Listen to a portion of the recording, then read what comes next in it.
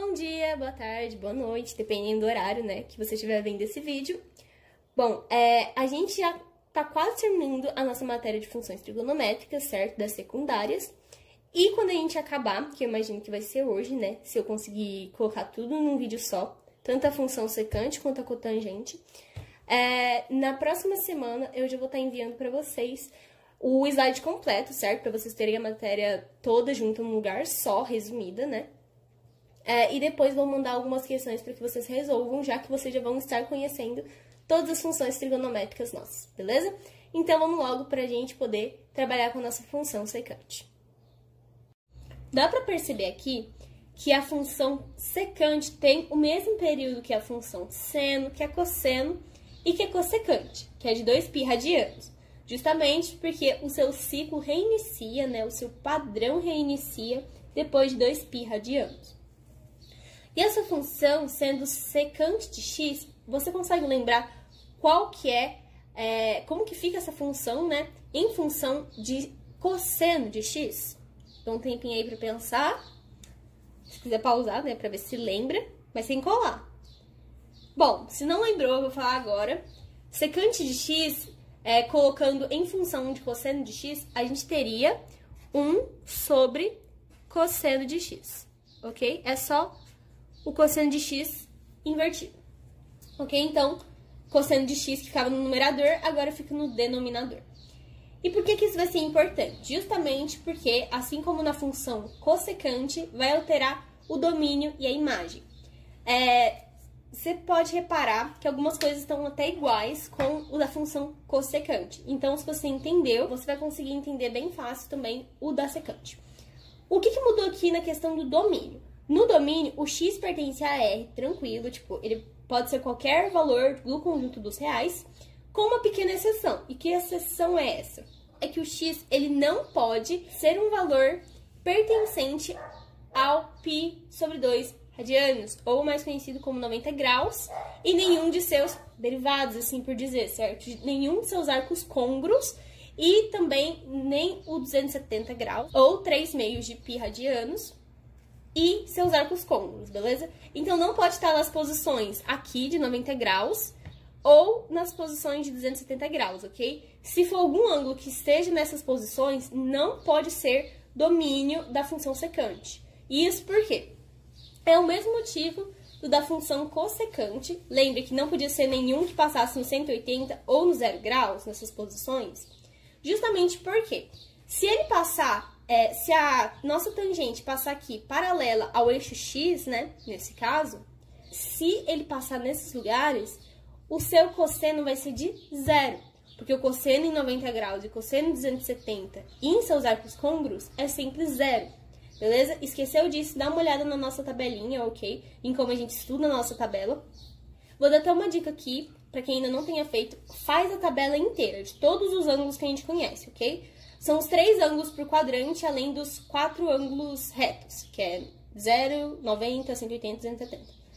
Então, faz essa tabelinha com cada um dos valores bonitinho. Pode cansar você um pouco, só que é bem necessário, assim, você cola na parede do seu quarto, sabe? Com uma fita, e você sempre vai estar olhando e vai ficar mais fácil de você lembrar, tá? É uma dica que eu dou. Mas, bom, voltando aqui, cosseno de 90, 270 e seus arcos côngruos sempre 0. E como a gente já viu várias vezes, 1 dividido por 0 não existe. Então, por isso, x tem que ser diferente de π sobre 2 mais k, que a gente já viu que é um número inteiro, multiplicado por π. Fechou? Bom, e a imagem, ela é literalmente a mesma imagem da função cossecante, que é aquela história que eu já falei pra vocês. Como essas duas funções, elas ultrapassam a margem do círculo trigonométrico, ok? Elas passam aqui, ó, do círculo em si, elas não podem ter valores que sejam inferiores a -1 ou 1.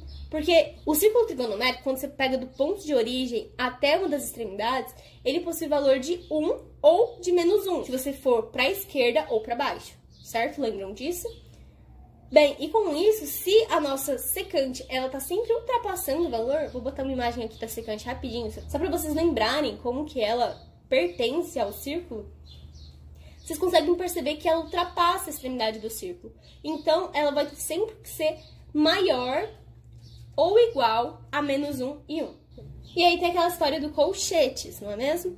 que como o colchetes aqui tá aberto, significa que é um intervalo que não inclui o -1 e o 1. Se não tá incluindo o -1 e o 1, significa que sim, eles podem ser imagens, certo? Da nossa função secante. Então, a imagem é todos os valores reais, com exceção do intervalo aberto, ou seja, não conta o -1 e o 1, certo? Só que os valores entre esses dois não podem ser imagem, tá? Só os valores entre o -1 e o 1, mas o -1 e o 1 podem. E bom, agora a gente vai ver como que funciona o nosso círculo trigonométrico em questão dos sinais e qual parte crescente e decrescente no nosso gráfico. Em relação aos sinais, na parte direita vai ser positiva e na parte esquerda vai ser negativa. Isso tudo por conta de quê? Porque, como ele é uma função que tem o cosseno como denominador, ele vai possuir os mesmos sinais que a função cosseno, certo? Por causa daquela regrinha do sinal que eu falei na aula passada. Então, se o cosseno for negativo, significa que a função secante também é negativa e assim por diante, tá? Se for positivo embaixo, a função vai ser positiva e tal e tal. Então, ele vai ter o mesmo jogo de sinais que a função cosseno. Gente, isso é bem mais fácil de lembrar, essa questão de relação de sinais, porque a função cossecante vai ter a mesma relação de sinais que a função seno, a função secante vai ter a mesma relação de sinais que a função cosseno, certo? E eu já vou dar até um spoiler que a função cotangente tem a mesma relação que a função tangente, tá? É só lembrar disso, uma é igual à outra, beleza? Bom, prosseguindo, a gente tem agora quais são crescentes e decrescentes. E para isso é só a gente lembrar que é o contrário da nossa função cosseno. Por quê? Porque como ela está dividindo, significa que quanto maior for o cosseno, menor vai ser a secante, porque o 1 vai estar dividindo. Então, se for um número muito grande, significa que a nossa secante vai ser um número muito pequeno. Então, se o cosseno for um valor muito grande, você bota um 500 aí, só pra gente fazer uma comparação. 1 dividido por 500 dá um número muito pequenininho. Agora, se você dividir 1 por 0,5, vai dar um número maior, certo? Porque quando você divide, você vai inverter o valor de baixo e ele vai vir multiplicando. Então, se era 0,5, que é a mesma coisa de 1 meio, você vai inverter 1 meio e vai dar 2. Então, 1 dividido por 500, como o denominador é muito grande, vai resultar em um valor pequeno. 1 dividido por 0,5, que é um denominador pequeno, resulta num valor maior, ok? Num valor grande. Quanto menor o denominador, maior vai ser o valor da divisão. Então, por conta disso, a gente vai ter que aqui, o primeiro e o segundo quadrantes, eles vão ser crescentes e o terceiro e quarto decrescentes. Porque se vocês voltarem e olharem o do cosseno, é justamente o contrário. O primeiro e o segundo são decrescentes e o terceiro e quarto são crescentes, tá bom? E por último, a gente tem agora a nossa função par. E a gente vai ver por que ela é uma função par. Bom, primeiramente, ela tem essa formulazinha aqui, beleza? E vamos fazer um teste para ver realmente se funciona. Se eu fizer secante de menos x, vou pegar menos x sendo 60. Então, se a gente fizer 360 menos 60, dá 300, beleza? Então, secante de 300, vou escrever aqui, tá bom? Eu percebi que nos outros eu não escrevi, espero que dê pra acompanhar, mas por via das dúvidas eu vou escrever aqui. Então, secante de 600 é igual a secante de 60. Bom, a gente tem essas duas secantes aqui, então vamos fazer as contas. O cosseno de 600, a gente já sabe pela nossa tabela trigonométrica, que vai ser 1 meio, né? Se ele é 1 meio, quer dizer que a sua secante vai ser 2.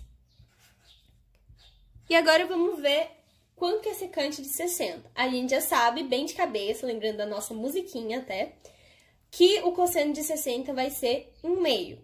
Sendo a secante, a gente vai fazer inverso, então vai dar 2 também. Desse jeito, a gente está comprovando que a função secante é realmente uma função par.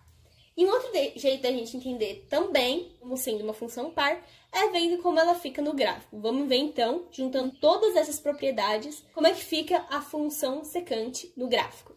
A primeira coisa que eu quero que vocês reparem a respeito desse gráfico é que ele é bem parecido com a função cossecante, certo? Ele atua da mesma maneira. Assim como na cossecante, ele vai ter um intervalo aqui em que não vai ter nada acontecendo no gráfico, certo? Que o gráfico vai estar descontínuo, justamente por causa da questão do domínio que eu falei pra vocês, certo? Que em π sobre 2 e em 3 meios de π, ele vai estar descontínuo porque não há um valor correspondente para essa parte do eixo x, não é? É inexistente. Então, por conta disso, ele é descontinuado. Ele também não tem nenhum valor correspondente ao intervalo de 1 a menos 1 do eixo y. E que também o seu valor de y é igual a 1 quando x for zero, não é? Diferente do gráfico do cossecante. Por quê? Porque no cossecante, ele aqui não tinha nenhum valor, certo? Para quando x fosse zero. Lembra que ele faz a mesma coisa que o gráfico está fazendo aqui em π sobre 2. Ele não encosta, assim por dizer, né? Ele não tem um valor associado, portanto, ele começa um pouquinho afastado do eixo y, enquanto que aqui no nosso gráfico ele começa no valor 1 do eixo y, beleza? Então, olhando assim por cima é bem parecido, porém possui algumas diferenças por questão do domínio, certo? Muda somente os lugares em que ele é descontinuado. Então, agora vamos continuar com a nossa função cotangente e assim a gente termina a aula de hoje e a matéria das funções trigonométricas. Então, gente, para terminar, vamos falar um pouco sobre a função cotangente.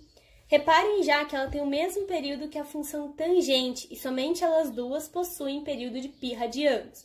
Então, para lembrar mais fácil, todo o resto é 2π radianos, enquanto as duas, cotangente e tangente, elas vão ter período de π radianos. Já essa função é cotangente de x, então a gente já sabe que é 1 sobre tangente de x, ou também cosseno de x por seno de x. É só inverter o que caracteriza a função tangente. Então, inverteu aqui, temos já cosseno de x sobre seno de x, vamos trabalhar com o seu domínio e sua imagem. O seu domínio, reparem bem, ele é igualzinho ao domínio da função cossecante. Isso por quê? Porque, assim como ela também tem a condição de que o seno está no denominador. Portanto, é a mesma ideia de que, se o seno estiver passando pelo ponto de 180 ou de 0 graus, ou algum de seus arcos côngruos, a gente vai ter algum valor dividido por zero. De novo, não tem como, isso não é possível. Por isso, a gente vai ter essa condição de x diferente de k vezes π. Já a sua imagem, por que ela vai estar contida no conjunto dos reais? Vamos imaginar qualquer valor de cosseno dividido por qualquer valor de seno, que não seja esse daqui. A gente vai ter um valor que esteja dentro do conjunto dos reais, certo? Daí, assim como a nossa função tangente, ela também vai ter imagem R, ou seja, pode ser qualquer dos valores do conjunto dos reais, beleza? Bom, então, vamos ver aqui como é que vai ficar o nosso círculo trigonométrico em relação aos sinais e como a função vai ser quando crescente e quando decrescente. Bom, já que ela acompanha o mesmo jogo de sinais da função tangente, por causa do motivo que eu expliquei anteriormente, né? Porque se a tangente for negativa, ela também vai ter valor negativo, se ela for positiva, também vai ter valor positivo. Então, vai ficar exatamente igual a tangente, mais, menos, mais e menos. Tá, mas como vai ficar a questão de ser crescente e decrescente? Se vocês lembram bem, a função tangente ela é inteira crescente. Logo, nesse caso, inteira decrescente. Então, todos os 4 quadrantes vão ser decrescentes. Bem mais fácil de lembrar, né? Daqui a pouco a gente vai ver como isso vai ficar no nosso gráfico. Já a nossa função ímpar, vamos estabelecer por que ela é chamada função ímpar. Bom, eu vou pegar de novo a cotangente de 60. Não vou ter muito espaço para escrever, então vai ficar um pouquinho mais resumido. Mas prestem atenção no seguinte. A cotangente de 300, no nosso caso, né, que é menos 60, ela é raiz de 3 sobre 3, ok? Isso porque inverteu a tangente, certo? Daí a tangente de 60 ficaria 1 sobre raiz de 3. A gente aplica a radiciação, vai ficar então raiz de 3 sobre 3, só que lembrando que é negativo, beleza? Por conta da questão do seno. Então, com isso em mente, a gente vai calcular quanto que é menos cotangente de x. Se cotangente de x é cotangente de 60, a gente sabe, então, usando a radiciação e a inversão da tangente, que a cotangente de 60 é raiz de 3 sobre 3 também. Se tem um negativo aqui, vai ficar menos raiz de 3 sobre 3. Então, aqui a gente confirma que ela é uma função ímpar com essa equação. E principalmente por conta de como fica o seu gráfico, que a gente vai ver agora. Gente, infelizmente eu não consegui encontrar um material para poder fazer o gráfico da cotangente aqui, né? Porque acabou os meus fiozinhos coloridos. Mas eu vou botar então a imagem aqui para que vocês consigam entender como que fica o gráfico. E dar uma explicadinha bem rápida nele, porque não tem muito mais o que explicar. É só vocês perceberem a questão do domínio, que é a mesma da função cossecante, né? Que ele não vai ter nenhum valor correspondente a 0, nem a π, nem a 2π no eixo do x. E que no eixo do y, como ele corresponde ao conjunto dos reais, ele pode ser qualquer um desses valores. Tá vendo que não tem um intervalo, que não exista um valor no eixo y?